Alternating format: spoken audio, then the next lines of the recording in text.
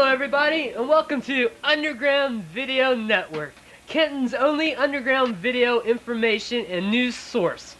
Today is May the 1st, 1992. Well, this week I do have the top 5. At number 5 this week is Sleepwalkers, which came in at $3.15 million.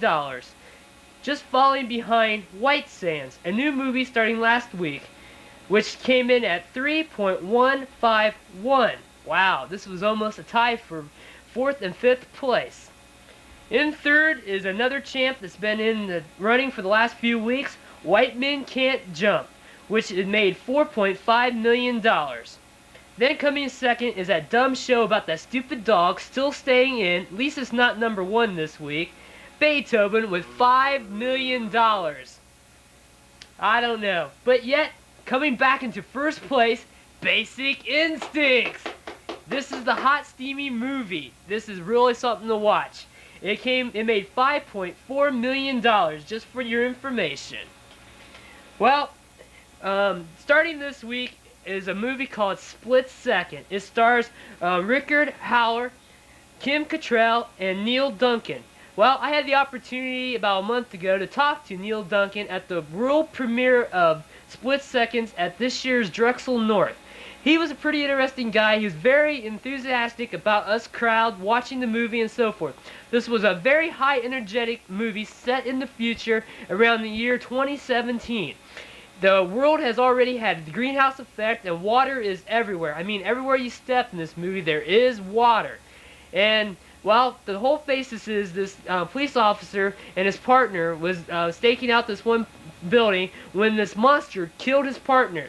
And he was the only one who saw it, and he got more or less blamed for the incident. So he's on this venge to try to find this demon who's stealing people's hearts. Yes, people's hearts, ripping them right out.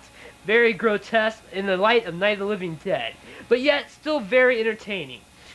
Then there's one hilarious scene after his new partner, which is played by Neil Duncan, is they see the monster and it's like, whoa, this is a real monster. So he has to go get guns. Real big guns, which is a favorite line in the movie for us Drexel people. Now, if you have a chance, go see this movie. Well, a couple change up in the lineup of summer movies. Summer movie starts next week. I sure don't think it's summertime, even though the day was pretty nice. Starting next week, May the 8th, is Lethal Weapon 3. This is Mel Gibson's newest version of Lethal Weapon. You've seen the trailer, it's pretty good. Let's go see this one. Then this next week, May the 15th, will be Aliens 3. Sigourney Weaver returns in a part with missing a little bit of her hair because she's totally bald in this movie, just about. Which, I don't know how it's going to make her look, but in the preview she doesn't look that great. But that alien sure looks monstrous. Then the following week, which is the traditional weekend of summer movies starting, is Enchanto Man. At least that's how I think it's pronounced. Is starring Pauly Shore from MTV. Yes, Pauly Shore, the Wheeze himself, our main inspiration. The Weasel, right. Well, this looks pretty hilarious and a pretty fun movie to start the summer out. And then just think, a few weeks later, June the 16th, will be Batman Returns. Yes, Batman Returns. Penguin for Mayor. Well, I had the opportunity to go down to Drexel again for another sort of festival. This time it was the Japanese Animated Film Festival. I went down on Saturday afternoon and stayed all day, and we got to see 4 great movies: Lensman, Robot Carnival, Vampire Hunter D, and Akira. Well, these movies were pretty decent. If you had a chance to see any of these, go see these. A couple of them was shown in Japanese, and I hate to say the one movie actually made sense in Japanese more than the American version. I don't know why, but it just made more sense. Trust me. Well, moving on from movies into TV. This week on the Local Acts channel, especially tomorrow, starting at 9 o'clock, you'll be able to see the YMCA charity auction, which Warner Cable will be broadcasting live for the first time right here on this channel. So if you have the opportunity to tune in, watch. And you might be able to see me once in a while pop in the screen. You never know. And then Wednesday, you'll be able to see Earth Day highlights from this Sunday, which I'm not sure how long it will be because I haven't filmed it yet. Then following will be a special I did last year on the Society So, Hyatt, whatever. The River Watch. Yes, sorry about that, people. Get a little tongue-tied. This is live TV, as you can tell. Well, this should be very interesting for everybody who enjoys nature. And on to other TV business. Roy Rogers is back in the saddle at Republic Pictures. You know, he was from Duck Run, Ohio. That's hard to believe. But he is returning to work on Saturday afternoons on the Fox network with a brand new TV cartoon. I don't know for sure what it's going to be, but it should be pretty interesting. And then, next week, before you turn into me, you better tune in, because the Miss Universe pageant is on. Yes, Miss Universe. You have to tune into this one. Well, this is all I have right now, and I'd like to introduce you to my friend, Gary Collins, for his little bit.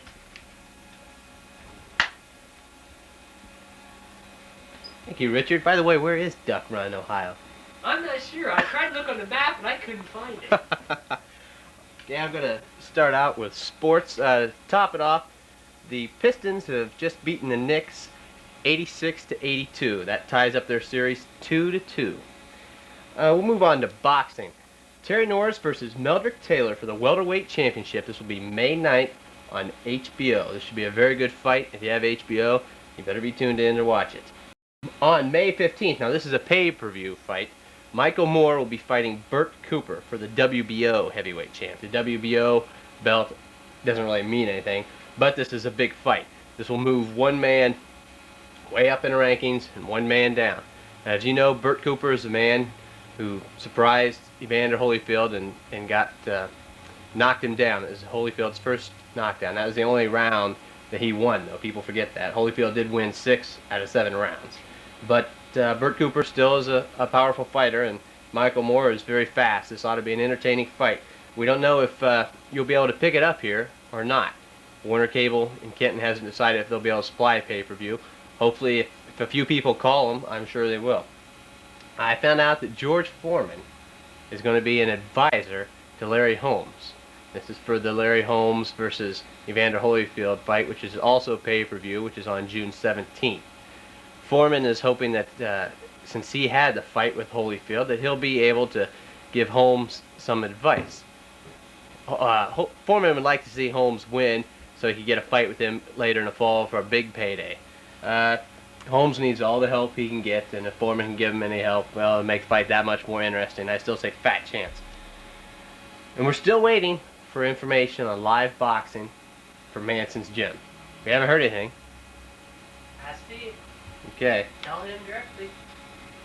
We'll try to get this on to you. You know, if anybody wants to see anything like this, drop us a card. I'd love to see it. I'll give it an address later. In baseball, Ohio baseball, Cincinnati Reds are in second place right now in the National League West, and the Indians are in last in the American League East, where they normally are. Tomorrow is the 118th Kentucky Derby. That'll be at 4:30 on ABC. Wow. In football news, last Sunday, Alonzo Spillman, underachiever from Ohio State University, was the #1 pick by Chicago Bears. Can he make it in the pros? The Bears seem to think so. Mike Ditka thinks so. We'll wait and see. World Football League, Ohio Glory versus Frankfurt Galaxy. I'll be there tomorrow. Richard, you'll be there, won't you? Right. The Ohio Glory is 0-6. We know they like to turn the ball over. Last week, against the Barcelona Dragons, Pat O'Hara, the quarterback, threw 5 interceptions. 5 big interceptions. The Frankfurt Galaxy are 2-4, so they're not that great either. They're a 5-point favorite, but I hear that Richard Catterjohn is so sure that they're going to win that he predicts a Glory win. If they don't, he'll do next week's show in his underwear. We will wait and see. Now, moving on to music. Don't have that much, but concerts that are upcoming. Dayton at the Nutter Center. Rush, June 23rd. Opening up will be Mr. Big. At Toledo, Skid Row this Sunday at the Sports Arena. Tickets are $20. Yngwie Malmsteen, Guitar Wizard, will be at Roxanne's in Toledo on May 13th. Columbus, Skid Row will be playing May 5th at the Vets.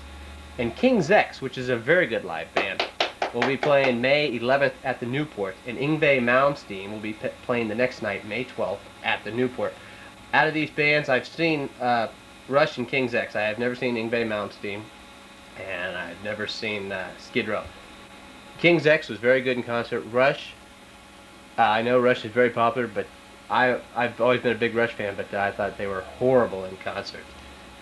You know, a lot of people think opposite though, but you know, if you want to see a band that has no life in their show and plays exactly like a record, Rush is for you. Other notes: Country Music Awards were held this Wednesday, and the Entertainer of the Year was Garth Brooks. What a surprise, right? Lifetime Achievement Award went to Willie Nelson, though. This is a little more interesting.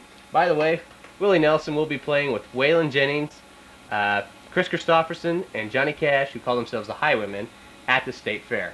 I don't know the date on that. Stephen Pearcy, the lead singer for Rat, has quit. We don't know what the status of the band is. No one has really heard from Rat lately anyway, so you know, I don't know if this will make any difference as far as the future of the band. I kind of thought they was already broke up. Bruce Springsteen will be on Saturday Night Live next Saturday. He'll be doing 3 songs. Normally bands only do 2, but he'll be doing 3. This is his first live appearance ever on TV. Something we're going to be starting here, I'm not sure when, whenever Richard decides it, we're going to have music trivia questions and movie trivia questions. You pick whatever, you'll call up a number, and we'll have some kind of prizes if you manage to stump us, if we think your question is valid. As I do every week, I pick the worst song of the week. A song that bugs me right now is Next to Be With You by Mr. Big. I hear this song on every freaking radio station all the time, and I'm sick of it. The best song I've heard is Remedy by Black Crowes. It's a very good song. Also, Black Flag by King's X is very good. Now, it's time to do viewer mail. Okay. Now we have something very interesting coming up here. It's our Win a Date with Richard contest. Now, this is something we've had a lot of time and thought in. What we need you to do is you have to tell your name and your age and why you should be picked to go out with Richard. Now, listen to this. The winner will accompany Richard to Lima to dine at either Kewpie's or Rally's. It's your choice. After dinner, take a romantic walk through Walmart. Then see a movie at the American Mall and all the popcorn you can eat. After that, hey, it's up to you. Now, if you'd like to enter this, some of these will be read on the air, some of these entries. The winner will be picked sometime in June. And the address, if you want to write in, is Richard's Underground Video, care of Warner Cable, 132 South Main Street, Kenton, Ohio, 43326. You can look this address up, if you wish, in your phone book. It's just under Warner Cable. That's Richard's Underground Video. Don't forget to do that, or otherwise we'll never hear it. Now, it's time to turn the show back over to Richard. Okay, on the rock and roll scene, I found out what happened. I know why Capitol Music Center is not having concerts this year. Yes, Why? it's all Ed Rogers' fault. Yes, Ed Rogers. Because if his pal, Jimmy Buffett, would not play the place, but he would play 4 concerts at the Cincinnati Riverbend. Riverbend's a dump compared to Capitol. Jimmy Buffett sucks. Yes, Ed Rogers, you hear that? Anti-Jimmy Buffett. And then also on a little bit about the Batman note, Batman Returns is rumored to cost about $80 million. Okay, I think we got a call in from somebody. Please, don't call right now. Don't call right now.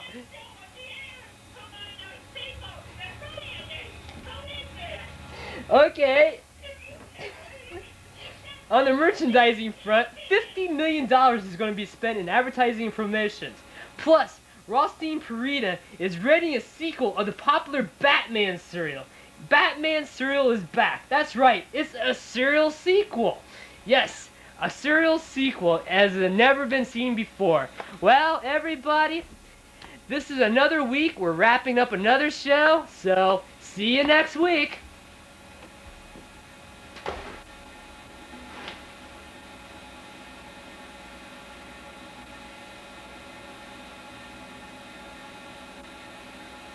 Be closing with some music by The Cult.